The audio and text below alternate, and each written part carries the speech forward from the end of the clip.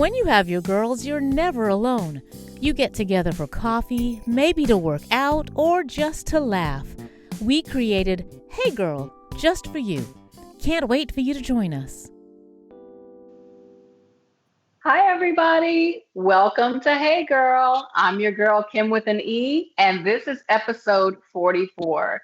If you're just joining us, welcome. We want you to know that Hey Girl is a safe space where you can share your experiences and be affirmed. Let's face it, life can be complex and sometimes overwhelming. That's why we believe in the power of conversation, because knowing you're not alone is what helps us get through. Ain't that right, Audrey? It's true. Hey, girl. Hey. Hey, how are you? I'm great. Welcome back to another week of Hey, girl. So glad to have you.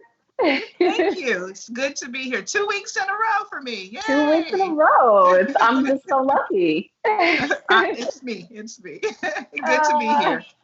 Yay. And I'm so glad all of you are joining us. I see a few people out there. Say hello in the comments. Let us know where you're joining us from if you're not local. And just so glad to have everyone. I hope you are having, or have had rather, a great week. And of course, this is the weekend of love, right, Audrey? Bye, humbug. I think you either love Valentine's or you hate it. There's no really in between. Oh, I'm trying to celebrate because I have my son and I want him to do right for the holiday. But I'm so not impressed with this holiday. I fell out with it years ago. So I know. A lot of people share your sentiment. I understand. Yes. No problem. But that's okay. There's still others that we can love on in our lives, even if it's not a boo. We have our children, we have our family, and I know we have so much to be thankful for. So who in your life are you thankful for? Tell us in the comments who you are loving today, and let's share the love. As I speak of love, I want to remind everyone to love, like, and follow Hey Girl. Yes, absolutely.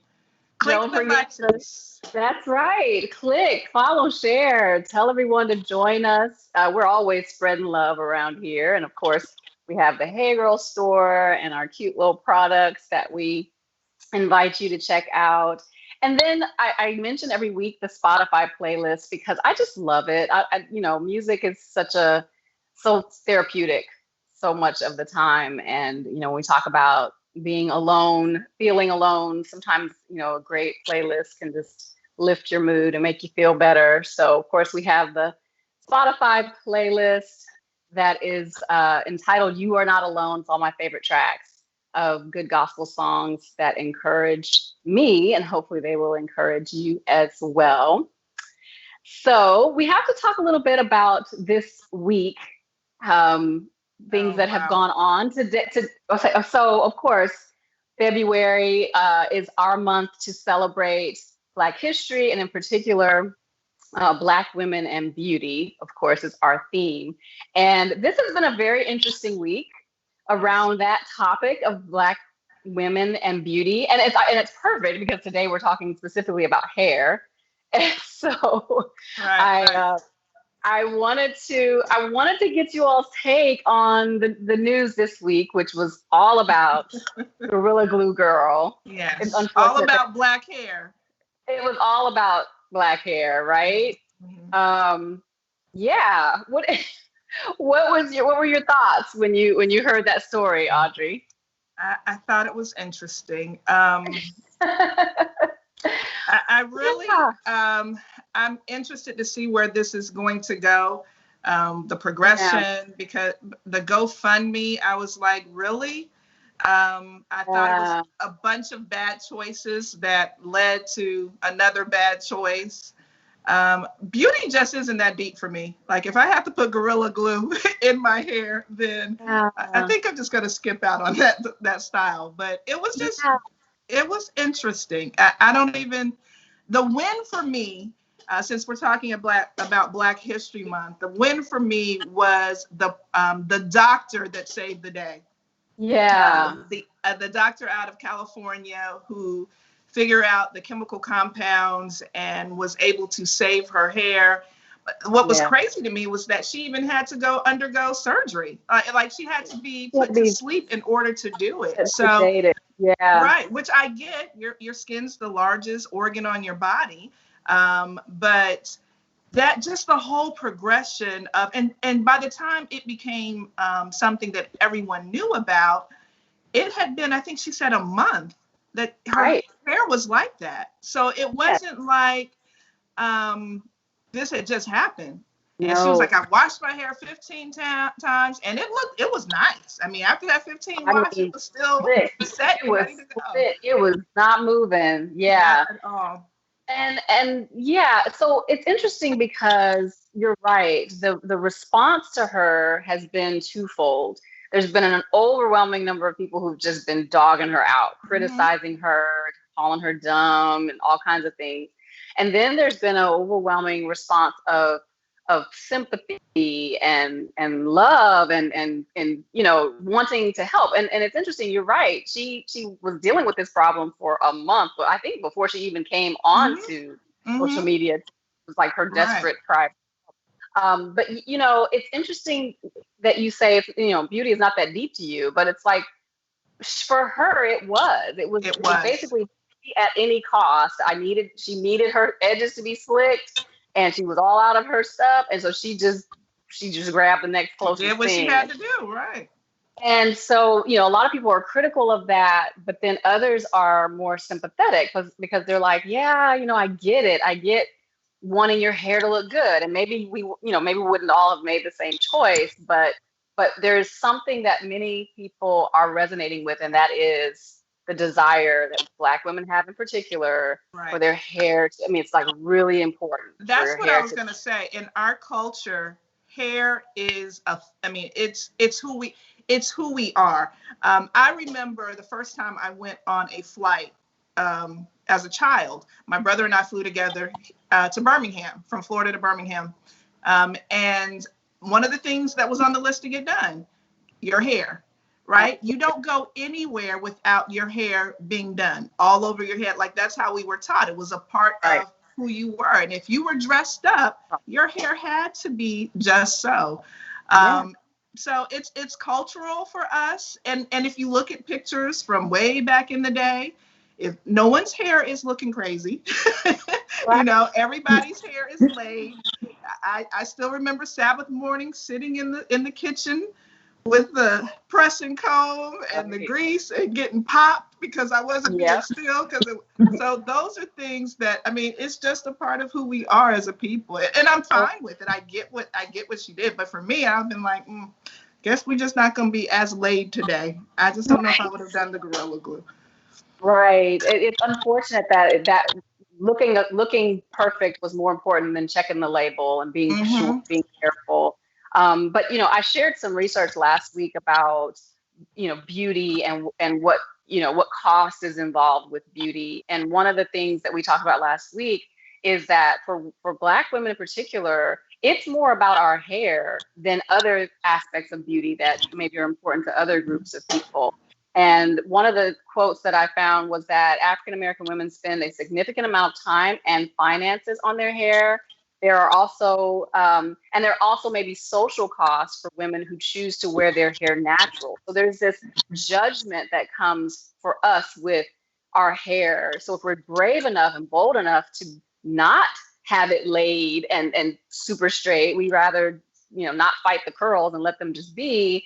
Then we face discrimination at the workplace and, in school environments. There's these rules about what your hair should look like. And so it's like one way or another, you're damned if you do, you're damned if you don't kind of thing. Because if you go to all expense to make sure your hair doesn't look too kinky, doesn't look too curly, then there's cost there, financial and otherwise.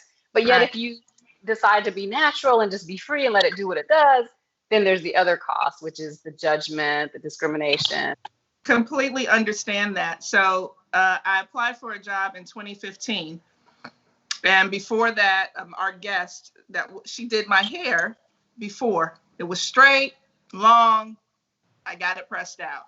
I applied for another job in 2017. I went to that interview natural as natural could be. And of course, it was a PWI and it was a HBCU. So that tells you that it's so real. Like, because and now I think I'll just do whatever I feel for the next space I'm in. But I'm more comfortable with who I am. I don't care anymore. But I needed to make sure that I fit what I thought was the person. Right. So true, Kim. And so the question is, how do you get to the place? And we talked a little bit about this last week, where what you do and how you and what you do to feel beautiful, and when what you do to be okay with who you are.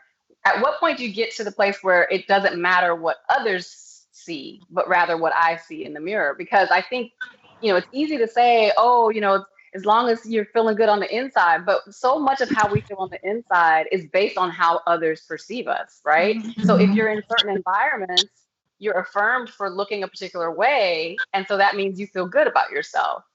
But how do you get to the place where, regardless of what others say, you feel good about yourself? I think that's the challenge, and I honestly believe that's what people like Tessica are faced with, being judged for how they look. And so they go to extremes to make sure they look a particular way based on what they believe the requirement is. Yeah, social norms. Social norms. Acceptance. Yeah.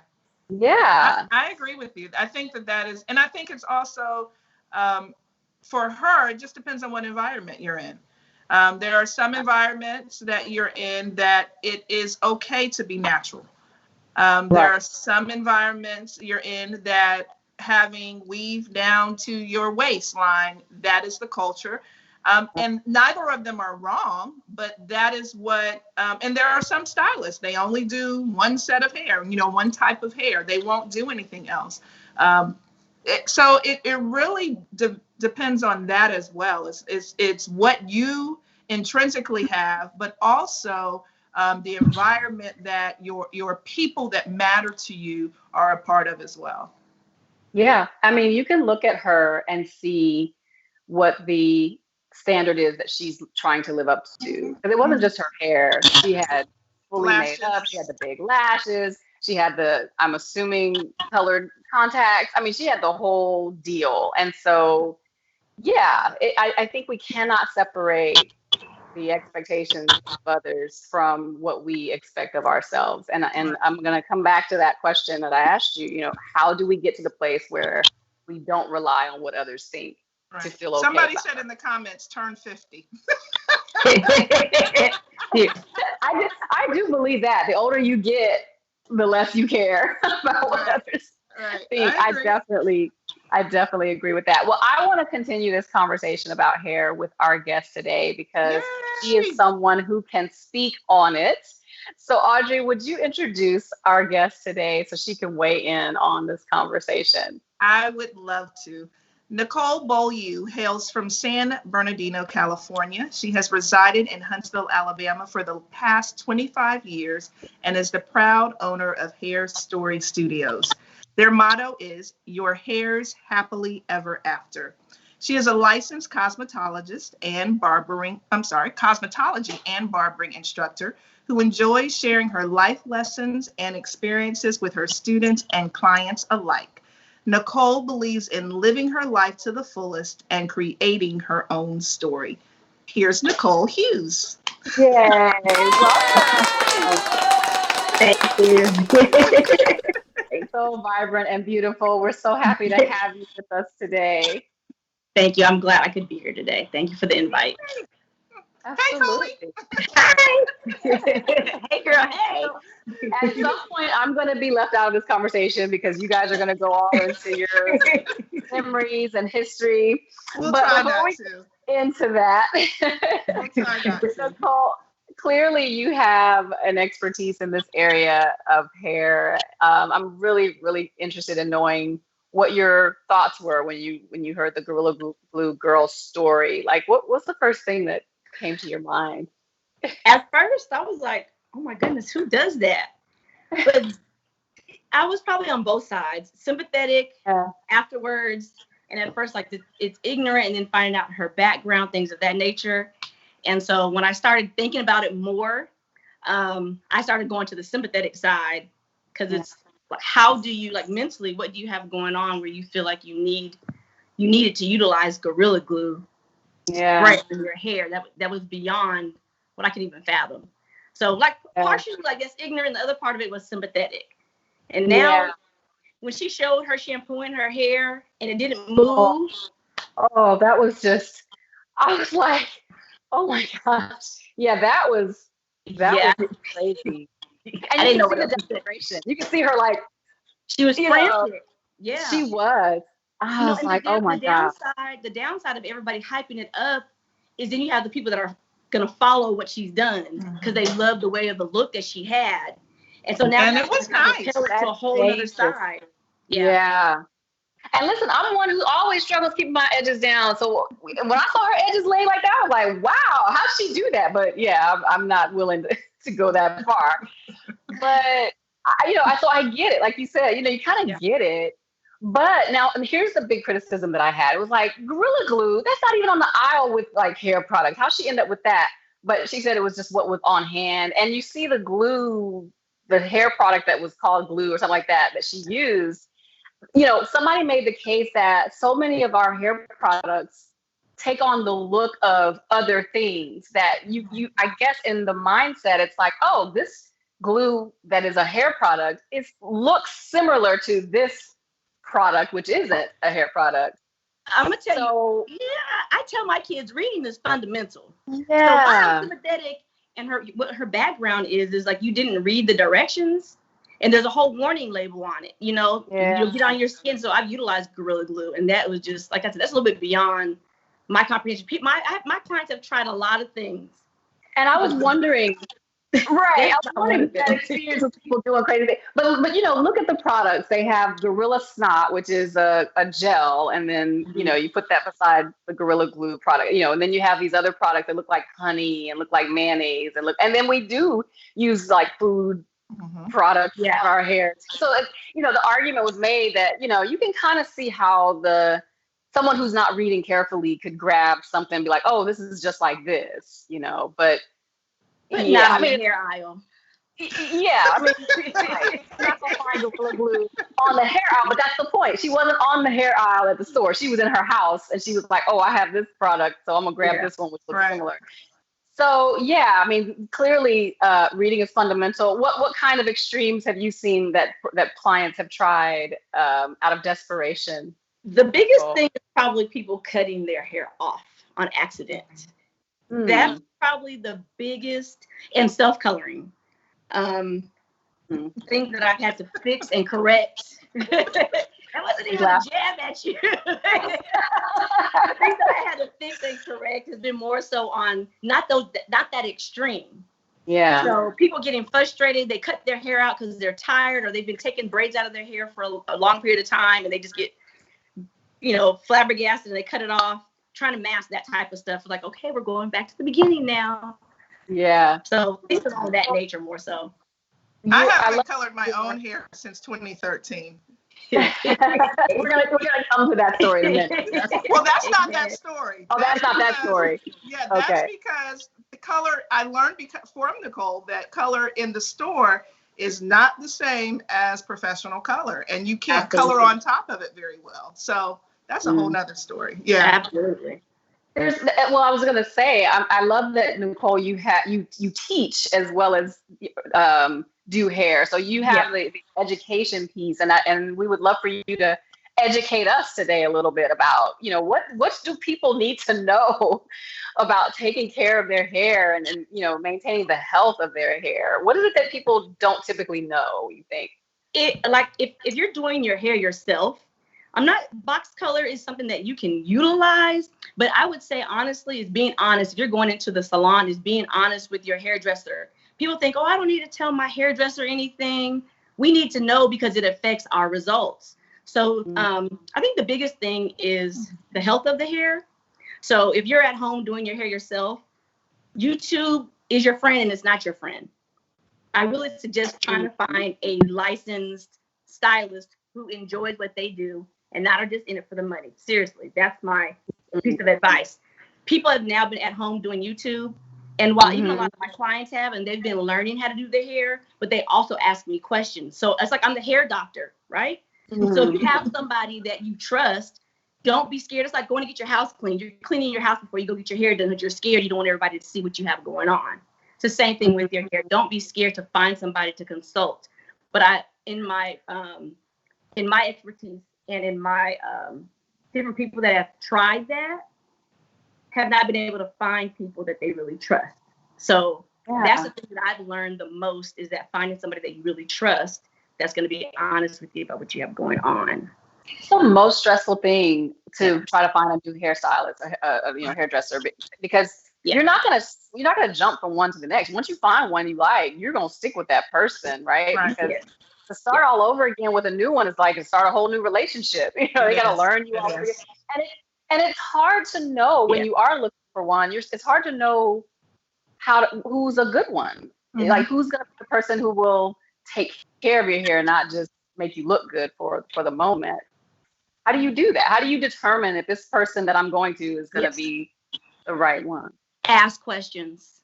I do consultations with my clients, and I ask a lot of questions. And it's because I went to school and then I teach that to my students, right? But a lot of people don't get consultations from their stylist, and a lot of clients don't ask questions. So you have to kind of do your research before you go in. And if you ask questions and people are not able to answer them honestly, you can kind of feel when people are being honest with you and they're not, right? That's the biggest thing. Asking questions from your stylist, and your stylist asking you. If you don't have somebody that does a consultation with you, you probably want to go ahead and step up out of there first. Wow. Seriously, that's a good piece of advice. Consultation. Yeah. So we have some questions in the chat. Let's see. What do they ask? While you're getting to those questions, can I ask Nicole, how long have you been doing hair for 25 years? What prompted you to start doing hair? Like why are you doing hair? I always, I think when I got into middle school, high school, I started doing my hair myself. It wasn't something that I aspired to do. I went to Oakwood my first year when I lived in Huntsville. I went there to go do business, and I found myself doing my friends' hair for the prom banquets, different events. My friends were always asking me to do their hair. I was down in Carter Hall, in the beauty salon doing hair. And by the time I got done at Oakwood, I was like, oh, I don't really want to stay at this institution anymore. I think I want to go do hair. And so I told my dad. He was like, why are we still here then? Let's go. So I went over and got my schooling over at Drake, and that was it. That was really the beginning of it. People kept asking me to do their hair, and I actually enjoyed it. And to see their face light up that was it for me. Awesome. There's a question in the comments. Stefania Howell has a good question because it kind of connects to Gorilla Glue Girl. She asks, can your hair be damaged beyond repair? And I'm curious to see what happens with Tessica Brown after her fiasco. But do you think that it's possible to mess with your hair too much and do permanent damage? Absolutely. Alopecia is very real. And you have and people who get weaves constantly, I see that a lot. People who get braids, there's a lot of tension from the micro braids, from the lace front wigs, all that tension on your hair is not getting air or sunlight, basic stuff. Once you kill that follicle, once you've had so much tension, the hair cannot grow back. And so it's really damaging your hair beyond repair is very real. And once you get to that point, you have to find other alternatives. You want to get to that point. Yikes. Yeah. You already, I think, answered this. Kelly said, your opinion about semi-permanent color. Is it cool to experiment at home with it or leave it to the professional? I think you kind of answered that already. Leave it to the professional, right? Leave it to the professional, yeah. Leave it to professionals. Absolutely. And Sybil says, how can I keep my ends from breaking off, I think? Oh, keep my ends moisturized and not breaking off. So if your hair is natural and you're wearing your hair in natural styles, the best thing is to make sure you focus your product on the ends of your hair, making sure you have a wrap. I told my girls from young, like the bandanas, the silk scarf, is your best friend. The bonnets now, they're really big. Bonnets are your best friend. When you're sleeping, you want to make sure you're sleeping on a satin pillowcase, or if you have your scarf on, because you don't want your hair to get dehydrated, and it will do that. And when something's dehydrated and you have friction, it's going to break off. So moisturizing your ends, if you're wearing, especially in the wintertime, our hair changes, our diet's changing, we're not drinking water as much. So those things are little things that you can do. Satin lined hair caps, ball caps, things that have satins allow the hair to move freely so that you don't have a lot of split ends, and also going in to get your hair trimmed regularly. People think, oh, my hair's natural, I don't need to get my hair cut or get it trimmed. I'm gonna say the right words because people get scared when you say cut. I need you to get your hair trimmed at least once every 3 months so that your hair can stay healthy. Mm-hmm. Do you have a moisturizer you recommend when it comes to moisturizers for your hair? Do you have any that you would recommend in particular? No, I don't have a brand that I'm going to push. I just think that it's important to make sure that it says moisturizing and hydrating. That's the biggest thing, is to stay away from sulfates, because those dry the hair out. So you want to make sure you use sulfate-free shampoos and hydrating conditioners. Doing masks, hair masks are important. Deep conditioners, once again, people think because their hair is natural, they don't have to do a lot, but the same thing goes for relaxed hair. You still have to moisturize your hair. So not any particular product that I have, but definitely doing mask treatments that say hydration and stuff on there is important. There's so many products out there too. So many. I know, I can't go. That's why I can't, because it's so many. People are constantly creating new things, you know? Yeah. I think Audrey had a question. I didn't want to interrupt you. Sorry. Oh, no. I don't remember it now. So you can. My bad. I'm sorry. I didn't mean to cut No, you that's off. typical. I didn't have a question. I was laughing because I don't really, that part I don't do well with. I don't know how to wrap my hair. Did I just lose my card? I think I did. Yeah. I'm terrible at it too. Yeah, you don't have to wrap your hair around your head. It's just putting your bonnet on, period, or just putting your scarf on top of it so that it's protected. You don't have to go through the whole process. And I just learned recently that my favorite scarf is not the scarf I should use, because it's not silk. And so it's not satin, right? Right. But it's my favorite. So, and if I do pull my hair back, it lays my edges the best, but it pulls the moisture out of my hair. And so that makes me sad. But if I want to have healthy hair, but I lost my card a long time ago. In fact, with that, I don't think I've ever had my card, because my wrapping includes pulling this side behind my ear and pulling this side behind, and that's it. And that's okay, as long as you can put your satin scarf on and then go put the one that you love on top of it. I mean, there you go. It's a win-win. It's a win-win. Yeah. And it's not sexy, right? We're talking about Valentine's Day. It's definitely not. You got to be sexy, and then after that's over with, go and put your scarf on. It's about timing. Because I think a lot of us don't want to do that, because it's like, oh, that's not cute, But it's important, I know, and I'm bad about being consistent with that too. Someone Ashley is asking, what's the best state to dry it to? Trim your hair. Sorry, either wet, blow dry. Do we need to blow it dry and trim it, or is it okay to do it wet, or what would you say is the state it should be in?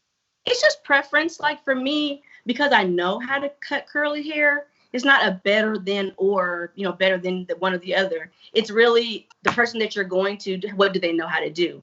I tell my clients, like, if they wear their hair natural and they don't like to wear their hair straight, they wear it natural all the time, then I'll blow it dry. I call them swingers. My swingers are those who go back and forth. They like to wear their hair natural. They like to wear it straight. And so those who wear it natural, right, I don't mind. Sorry. That's what I call it.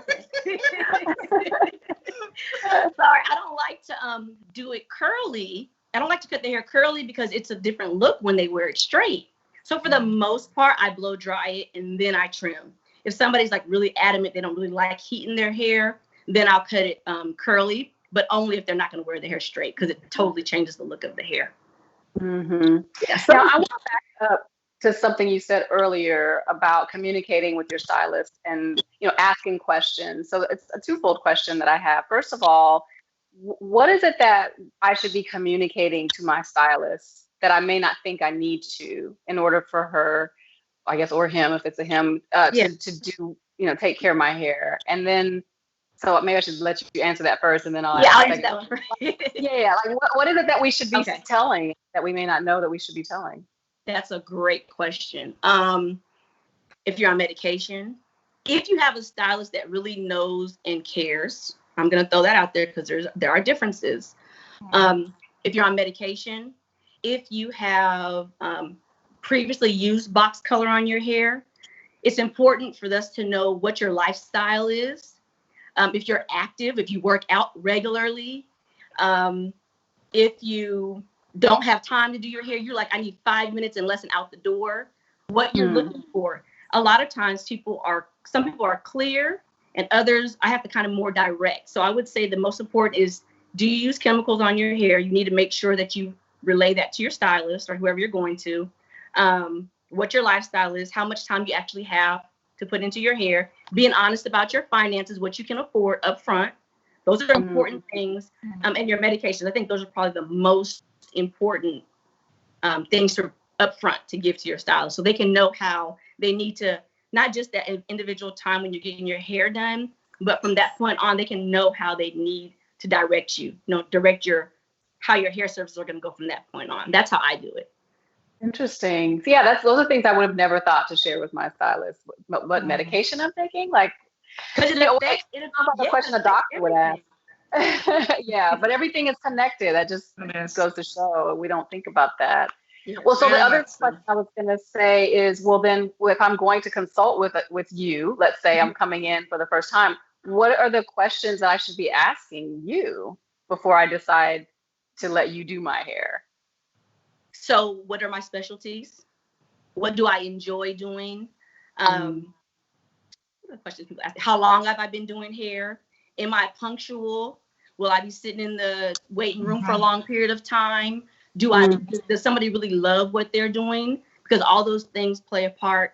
What are the things that I enjoy doing than others? What is the best time of day for me to make appointments with you, depending on your lifestyle? I could go on and on. Those are some of the basic ones, though. Wow. And ask her what her great days are and what are her not great days. I'm just saying.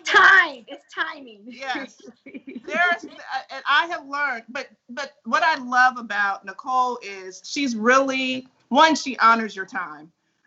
Even before COVID, when you came, someone was either leaving the chair or you were the only one in there. Like, so you're not sitting there for 4 hours. If you are, it's because that's what your service needs. Yeah. And so she gets like A++, for a Black salon. That's one of the things we deal with. So she's off the charts with that. But I also learned about Nicole, and she's changed her schedule because of it, that Fridays, once you get towards the afternoon, she's done. Like, she's like, I have no more to give. So now she doesn't schedule late on Fridays, right? But I think that speaks to what she said. Are you in it for the money, or are you in it for the love of the craft? So I love that about her. She honors who she is in the midst of what she does, which allows you to have a better experience. Because I remember about a year or so ago, I came in on a Friday. And she was usually she's upbeat. She was lethargic. I was like, what is going on with you today? She was like, girl, I'm done. I was like, can we hurry up so you can go home? Because this is treachery. She said, I am not coming back on Friday after 3:00 anymore. So you would check out. That. Right? Yeah. The hope is that you have stylists that will be honest, though, right? Like, I guess that's how you find out if they're in it for the money, because how many times have you sat in a waiting room or in a stylist chair and just been fuming because she's off doing all the other 5 people that she booked at the same time yours was booked? I think we've all probably been in that. I would be remiss to say it's not in it for the money, because it has to pay my bills. I still have to eat. I still have to live. Right. But there's a difference between how I move, because I'm just trying to make money, and making sure that you're taken care of. Like, your experience is the most important part to me, more so than just the money. Not just the money. I mean, money is important, but it can't be just that, because then you'll neglect the health of your clients hair and so on. Yeah, that's of course what we meant. So I have a question, another question from the audience. I saw someone, let me see if I can find it. They were asking about locks. Oh, here it is. I'm loving the opportunity to ask questions. I have locks. My concerns are hair being pulled out. Sorry, Bruce, I'm maybe butchering your question, but something about locks and any advice for those who have locks, perhaps, is maybe the question. Is you still, just because you have locks, you still have to take care of them. Once again, when people's hair is natural or it's locked up, they think that they don't have to go get proper shampooing, because locks hold a lot of the elements, the dirt in the air, the sebum from your hair excreting, just everything, right? So proper maintenance going into, if it's a loctician, if it's a stylist, whoever can maintain your locks. It's not just because your hair is locked, you're not just free to not do anything with your hair. Now, you have people out there who do operate like that, but to maintain the health of your scalp, you still need to find somebody to take care of and maintain your locks. So going to get them shampooed regularly, getting them twisted up properly, not having too much tension, because once again, too much tension can cause alopecia. And once you start going towards alopecia, there's nothing else that can be done for you. Yeah. There's a question about that in the chat, Kim. Did you see that? Yes, from Natalie. Yes, go ahead, read it for us. Hi, Nat. It says, I recently started Sister Locks, and I have a nickel size bald spot. Will injections work to regrow that hair?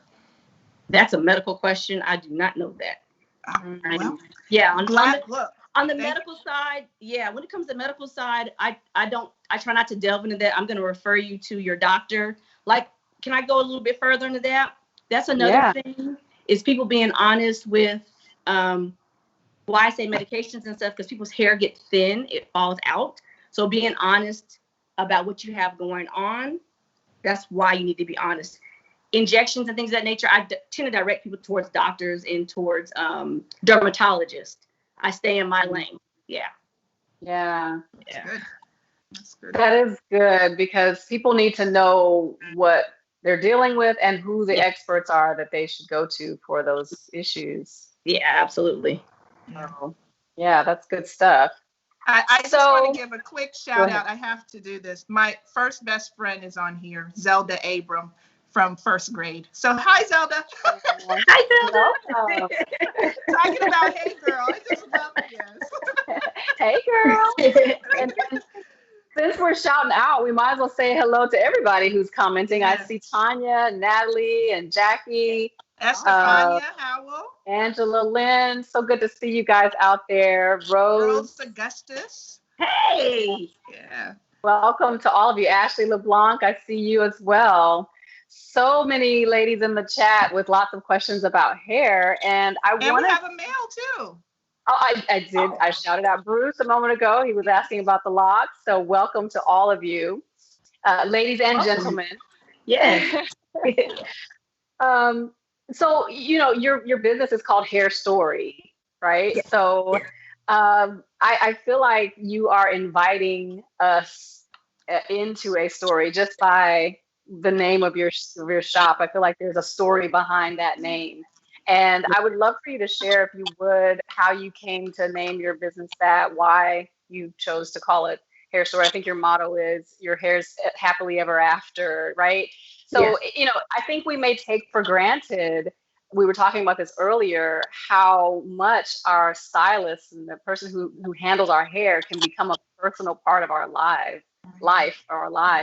And I know that you and Audree have a special relationship because of how your stories have intertwined. So why don't you share with us first how you came to call your business that, and then you guys can share the story that you share as well.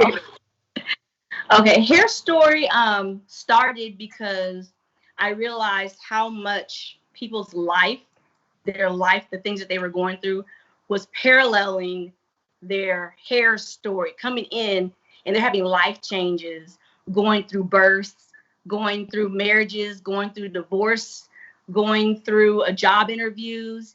And the same person that's going through all these different life changes had hair changes along the way. And I was telling us, I wish I made a video for each person so they could see their actual hair story, how it collaborated with their life story. So that's how Hair Story came about. Actually, my daughter and I were going back and forth, and that's how we kind of came up with the parallels. So every time I look up, it's not just a life story, it's the hair story along with the life story. So like Hair Story Studios, what better name to have than that? It's so perfect. And as we were saying, our hair is so much a part of our identity. Yes. And, it makes perfect sense that you would call it that. And you're right. I don't think I thought about it that way, but, all of our most important moments in our life is in some way connected with hair. Absolutely. When you get very true. That's very true. Yes. That's very true. You know what they said? A woman who cuts her hair is about to change her life, and it's so true. I've seen it over and over and over again. It's a statement. It's a huge statement. It is.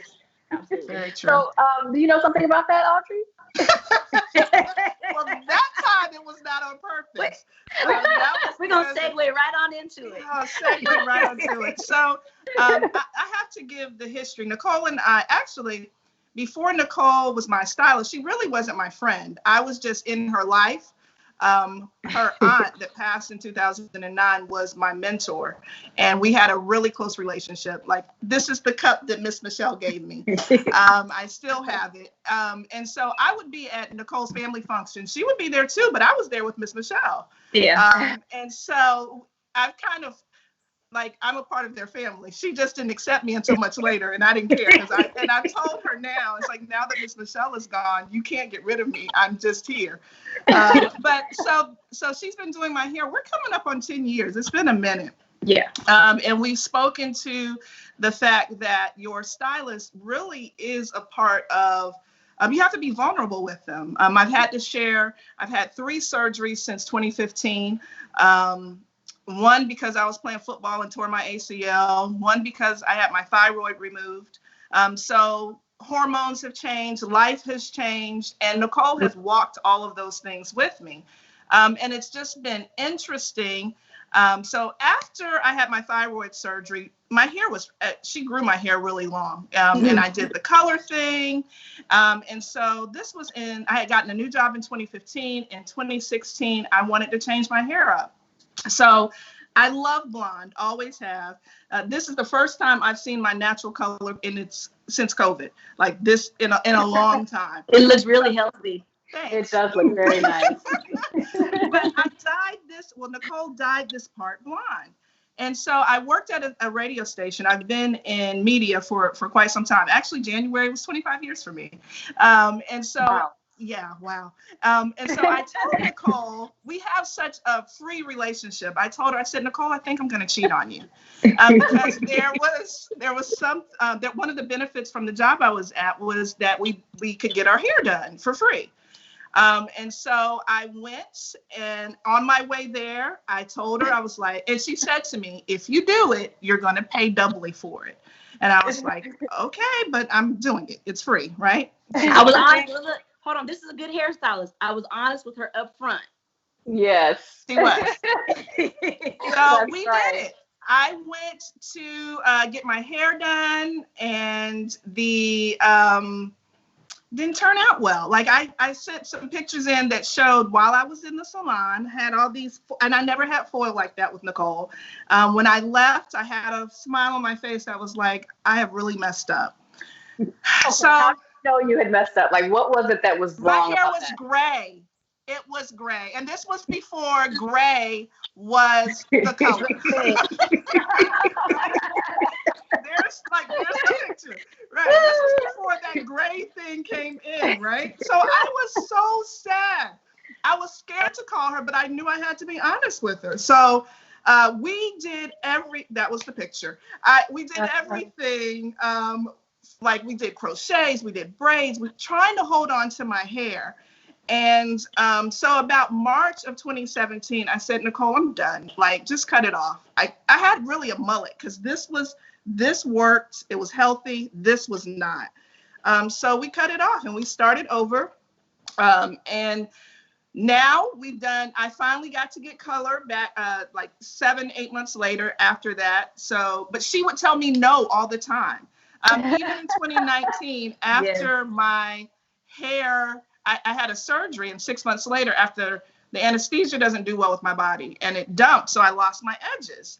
And when I lost my edges, we had to go through that process again, on trying to figure out and getting my hair healthy and getting it back to where it needed to be. But she was so honest with me, and I paid dearly for it. I did. And I think one of the last times when I said just cut it off was because I had to pay for all these protein treatments, and it was awful.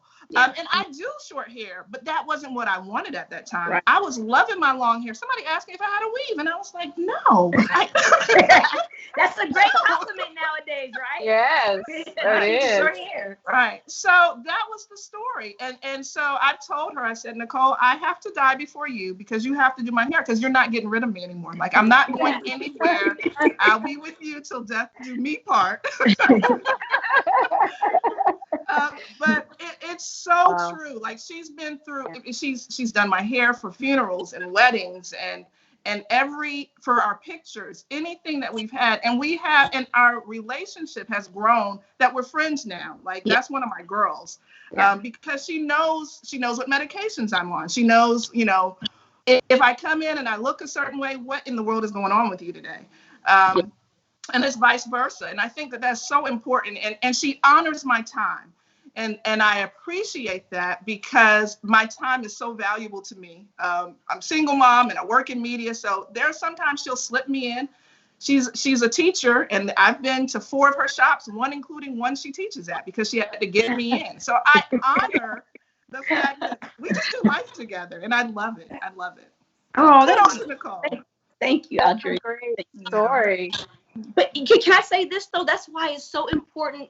I understand, like, people chair hop, but I tell people, like, the honest part. When people come in, I say, look, the first time you come in, it may not be exactly what you want because I'm learning your head. Like, my fingers are my feelers. I'm learning you, and I get to know people's bodies, their hair, sometimes so much so that when you come, like, when was the last time you actually put a mirror on top of your head and looked at your own hair? When was the last time you went and actually felt your scalp? Most people really don't do that. So when you come in and you're honest and your stylist is honest with you, they get to know you, they learn you, they feel you. I know before some of my clients that they have stuff going on, or they come in my chair and I'm like, I'm feeling their head. What's going on with you today? And they'll be like, man. And let me tell you, my room, I tell people, look, my walls don't talk. My room where I'm at in my salon, that's my ministry. So when people come in and they're comfortable and they're relaxed and they can unleash, they can unload. When I ask that question before they tell me, mercy. Wow. Yeah. It's amazing. It's unbelievable sometimes. I'm getting teary. I know. I had to stop so I didn't cry. Inadvertently, you've gotten a psychology degree by doing this job. Yes, absolutely. Become everyone's therapist. But it's true. I was joking earlier that bartenders and beauticians become become their client's therapist because it's a safe space where you're kind of in an intimate relationship. Like you said, you know more probably about them than they know. And by virtue of that, you form that bond, or you should anyway, where it is a safe space. And obviously you guys have done that and have a relationship. But it's a blessing to have someone that you can trust like that you can open up to, that cares enough to ask, how are you? What's going on with you? And I guess that's another way to know if you have a good stylist. If they do know you that well, that they can tell by putting their hand on your head that something's going on. So it's vitally important because, like I said, you're doing life with them. Like if you have a stylist that you've been with for a long time, Nicole said it earlier, marriages, divorces, babies, surgeries, all of those things are a part of just growing and living. And if you have someone that you're able to do that with hand in hand as it relates to your hair, because your hair is important, then I think that it's vital that you have to trust them, and they have to be invested in who you are. So I know I'm not her only client, but I feel like it. I try to create that space because it's like it's more than doing hair. And that's why I say people need to learn to ask questions and see if you vibe. Everybody's not for everybody. I'm not for everybody. You have to find the person that makes you feel not just invited, but is going to take care of your hair as well, because it's bigger than, if everything is related, it's bigger than just hair, right? I need to be able to know how you're feeling when you come in. I've had people come in my chair and cry. So it's just bigger than just doing hair, even though that's a big part. That's what we're talking about, doing the hair part, but just bigger than that for me personally. So my clients tend to come in and they feel welcomed and relaxed, and they can enjoy their experience, because it's not like it used to be. You just go in and get your hair done. Well, you be in there for 4 hours, but now people want the experience. They want to feel special. Yeah. You know, I mean, life is so busy and so stressful. I mean, it's just being able to even just slow down long enough to sit in a chair and let someone massage your scalp and just kind of pamper you. I mean, that's huge. I think I could definitely imagine that when people sit in that desk, sit in that chair, and then to have you listen and be like, willing to hear what's going on with their life. I mean, that's the best therapy right there. Knowing that someone cares, I think it goes a long way.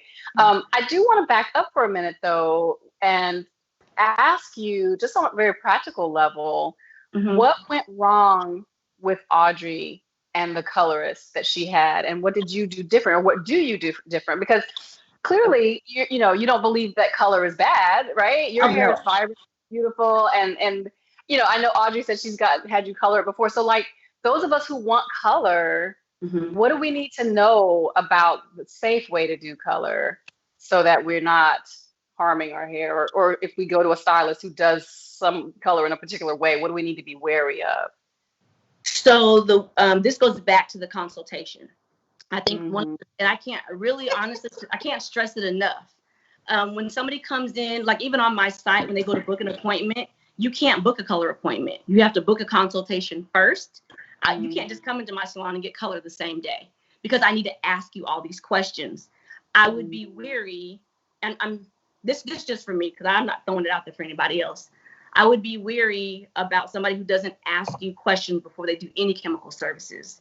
If you're not getting the consultation before you get a chemical service done, then you may need to do some research before you go and ask questions, because maybe the person just didn't think about it. But typically, I'm asking questions, because when it comes to color, you asked me 2 parts. So that's the first part, consultation.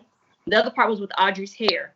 I love doing color, so I make it my business to learn color, because I love color, right? Yeah, I love it too.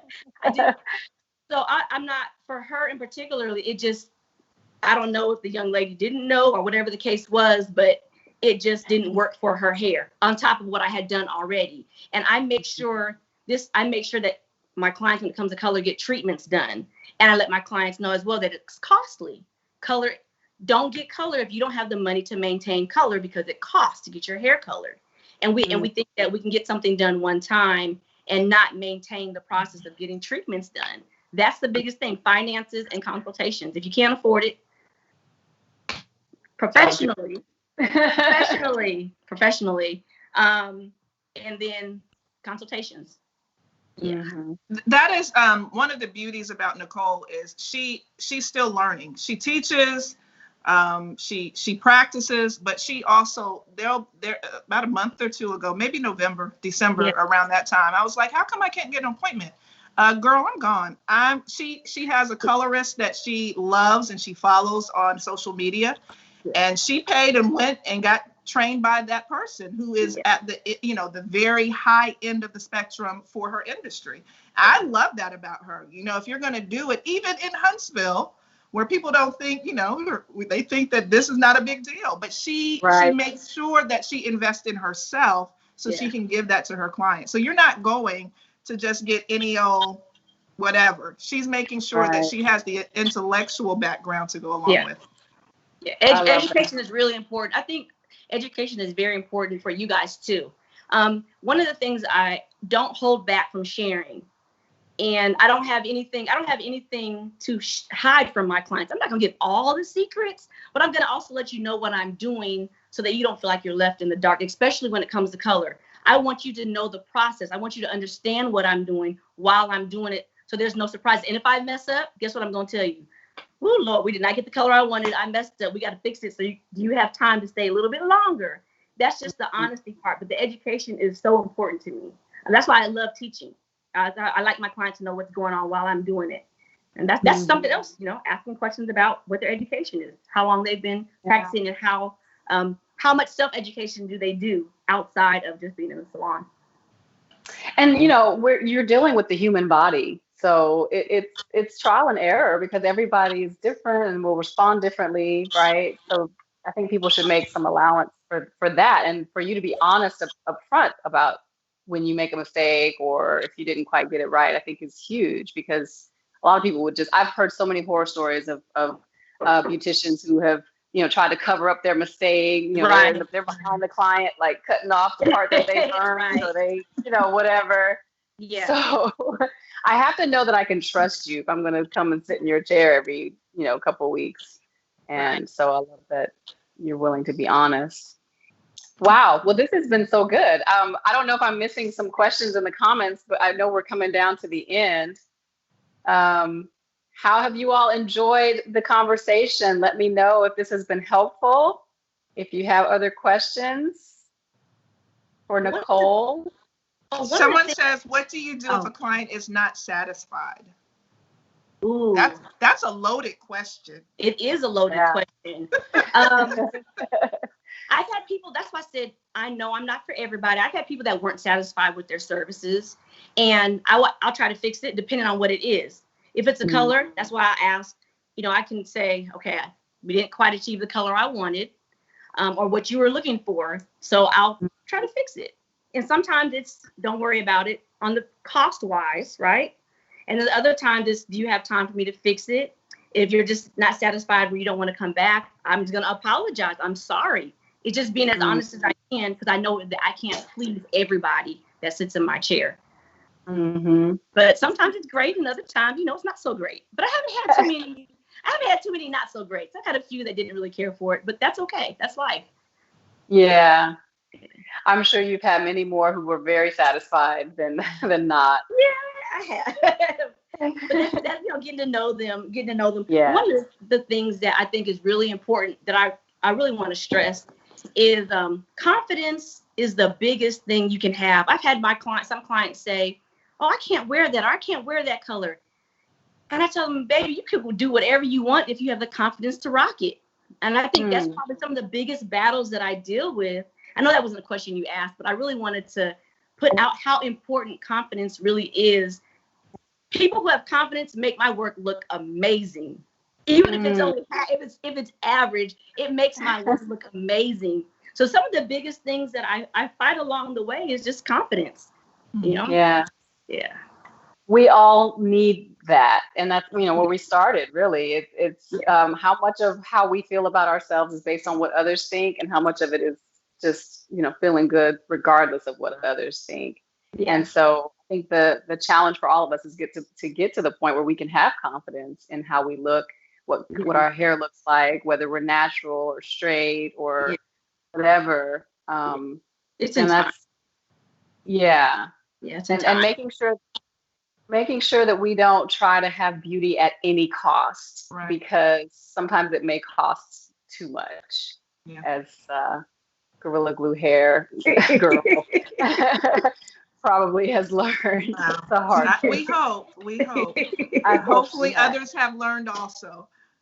Yes, it's not worth every cost. But this has been such a good conversation. I thank you so much, Nicole, for being with us.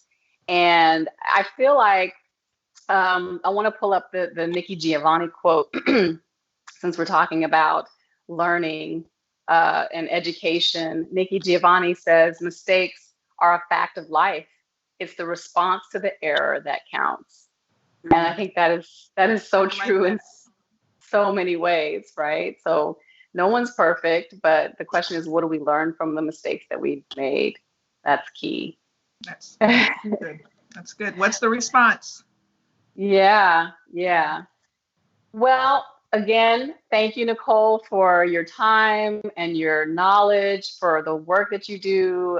You are a treasure. Keep doing what you do. Thank you so much for having me. And we will definitely recommend you if anyone asks us where we should get our hair done. Thank you. So we're going to go to our scripture. Thanks, ladies, for being part of the conversation. Audrey is going to read from God's word. He actually has something to say about beauty, believe it or not. Yes, our scripture today: God has made everything beautiful for its own time. He has planted eternity in the human heart. But even so, people cannot see the whole scope of God's work from beginning to end. That's Ecclesiastes 3:11. Ecclesiastes 3:11. The second one: the Lord doesn't see things the way you see them. People judge by outward appearance, but the Lord looks at the heart. 1 Samuel 16:7. For we are God's masterpiece. He has created us anew in Christ Jesus, so we can do the things he planned for us long ago. Ephesians 2:10. I love that one. I think that we should all remember that we are God's masterpiece, and he has a plan for us, and he thinks we're beautiful just the way we are. And I think sometimes we lose sight of that because we're so busy looking for others to affirm our beauty.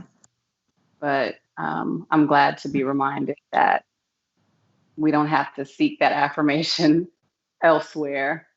Yeah, it's in us. It's a beautiful thing. My shirt says today, I was talking about it earlier, it says, I love the skin I'm in. And so I just thought that was appropriate for this show, because it really has to be, it has to be intrinsic, but it also has to be it shows through how you carry yourself. Like Nicole said, if you can rock anything as long as you do it with confidence. And so I think that just speaks to where we are as women. I'm getting color soon. Nicole said I can, and I'm excited about that because I miss my color. But it's a process. It's life. But you just got to love each and every journey, each day, and love yourself. I put on Facebook this week, one of the greatest gifts you can give to the world is loving yourself unconditionally. Absolutely. I think that's a perfect message for this weekend, with it being Valentine's weekend, that you should love yourself and love God first and then yourself, right? And know that you are loved. So that's how you can have confidence and how you can walk through the world with confidence and with your head held high. So just keep that in mind, all of you out there who may or may not be celebrating Valentine's Day. Know that you are loved. You are loved, Audree. I am loved. You are loved. And I want everyone to be sure to join us next week. We are going to, of course, continue this conversation about Black women in beauty. There's still a lot more to talk about. We have a great guest, Deanna Owens, who is actually an expert wig maker for celebrities, for TV and movies. And I'm excited to talk to her about her work and how she's making those people that we admire from afar look so flawless. Love it. So we're going to keep the conversation going, and I look forward to seeing you, Audrey, and everyone else next time. Until then, be blessed. Have a good one.